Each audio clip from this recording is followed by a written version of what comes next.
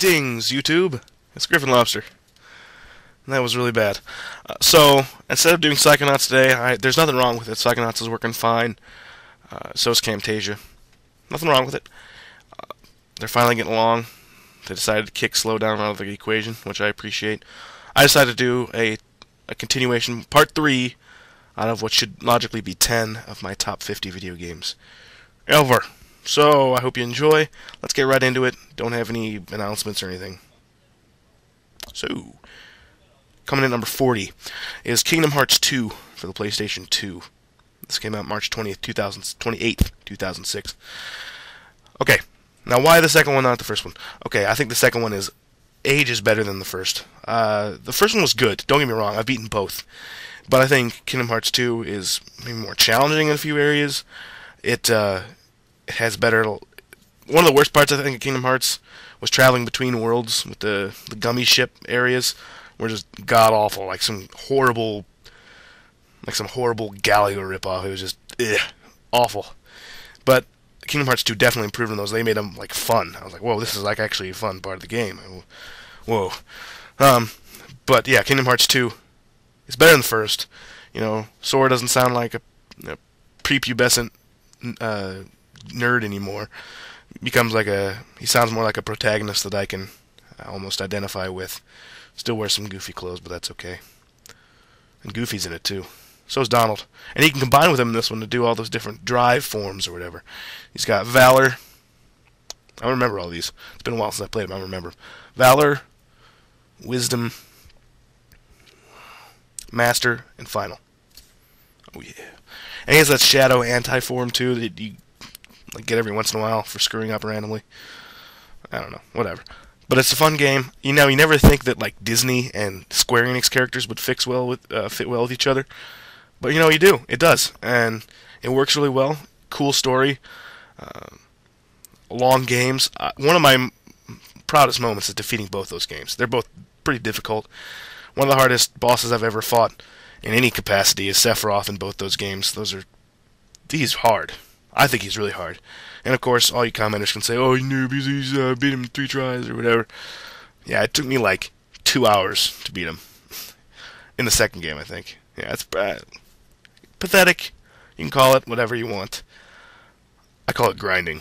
Whatever. Okay, Kingdom Hearts 2. Next at 39 is Grand Theft Auto San Andreas, which came out first for the PlayStation 2. And then for Windows, and then for Xbox. Came out PS2 on October 26th, 2004. Now, this is the first Grand Theft Auto game I ever played. I kind of was always aware that it was around, but I don't know if it never appealed to me when I heard about it. It always got good reviews. I don't know what was wrong with me. Just decided not to play it. And I loved it. San Andreas is so cool. It is immersive, huge sandbox-type game world. You can just go around, do whatever you want, ignore the main mission, and just, screw with cops, and, you can just have fun doing nothing, which I think is a sign of a sign of a good game, is you can just have fun doing nothing. And, yeah. I think maybe one complaint would be, the character customization, depending on what you do. You can run faster the more you run. And you get fat if you decide to eat stuff that's bad for you, like in the real world. But without a doubt, still an awesome game. After that, I played Vice City and Grand Theft Auto 3 because I loved it soon right afterwards. And then I played most recently Grand Theft Auto 4, which is also an awesome game. So yeah, Grand Theft Auto San Andreas, good stuff. Now this next one coming in at number 38, maybe a little sooner than some people might have hoped. Super Smash Bros. Brawl for the Wii came out March 9, 2008. Now the reason it's so low on my list, I wouldn't even really call this low. Like I said, you can switch around things. The reason it's a little bit lower is because these are my favorite games that I like playing by myself, and honestly, this is one sec. Sorry. This is one of only 2 party games on this whole list. And It's a really good game. I love it. I love it. People who say the original is better than this are stupid. I don't know. I mean, there's the whole retro thing. You know, oh, retro's always better. But I mean, this game has so many levels and so many characters and so many modes. You can play this for like a year and still be entertained. The problem is I really haven't played that much of it. I beat Subspace Emissary all the way through. If anything, just to get the characters. I don't think Subspace Emissary is fun by any means. I mean, it's kind of fun. It plays like a single player, kind of really long brawl stage where you just kind of fight enemies. And in any case,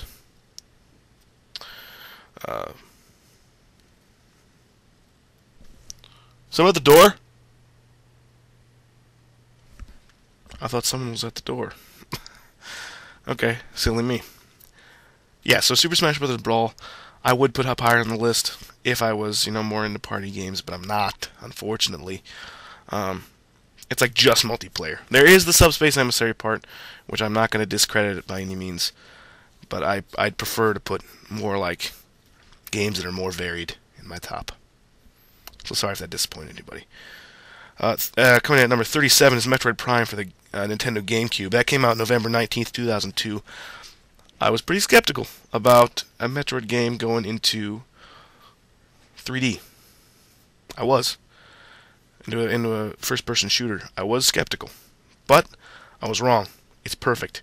It plays just like a Metroid game. It feels like a Metroid game, It's hard like a Metroid game. It's really awesome. And it truly, put into perspective how good a game can be if you really try hard. Now, the only reason this is not going to be the only Metroid Prime game on the list. The other two, this one was my favorite, probably, because it was like the original, And the other two were great, don't get me wrong. The second one was really hard. And the third one is not hard enough, I think, would be the way I'd put it. And those would fall just off the end of the list. But Metroid Prime, great game. And finally, at number 36 for this video, is Sonic the Hedgehog, and here's what it's come out for. Sega Genesis, iPod, mobile phone, Wii Virtual Console, Game Boy Advance, Xbox Live Arcade, Xbox, Nintendo GameCube, PlayStation 2, PlayStation Portable, Sega Saturn, Sega Dreamcast, and PC. So yeah, a lot of things. It came out originally for the Sega Genesis, also known as the Sega Mega Drive, on June 21st, 1991. Now this game and all of its subsequent followers, like Sonic the Hedgehog 2, Sonic 3, Sonic & Knuckles, maybe Sonic 3D Blast, I'm not sure. I feel like those were all good games. And now, though, that Sega's kind of like not doing consoles anymore, it's just like all that Sega does is just like pour out another half-assed Sonic game like 3 times a year. And they're always kind of not good. I mean, they're okay, but they're kind of not good. I've only played a couple. I played like Sonic Heroes, which is and I played Sonic and like the Magic Rings, or I forget what it was called, for Wii. Now it's god awful. All you need to do is look at Game Informer's reviews. I subscribe to Game Informer. I would recommend it to anybody. Awesome magazine. All you need to do is look at Game Informer's reviews and see how they've been in the past couple of years. I think Sonic Unleashed, which just came out, got like a 6, I think, or like a 7 or something. I think it might have been a 6. I think Sonic Riders is like the worst one I can think of in recent memory. I think they got a 5. No, actually the worst one in recent memory I think of is Shadow the Hedgehog. I think they got a 4 out of 10. They just did not like that game. And because they say they need to get rid of all the fancy gimmicky stuff and what they say the god-awful voice actors, the surfer dude voice actors on Helium, and they just need to go back to the basics, really speedy platforming, which I thought was fun. Why would you mess up a broken game?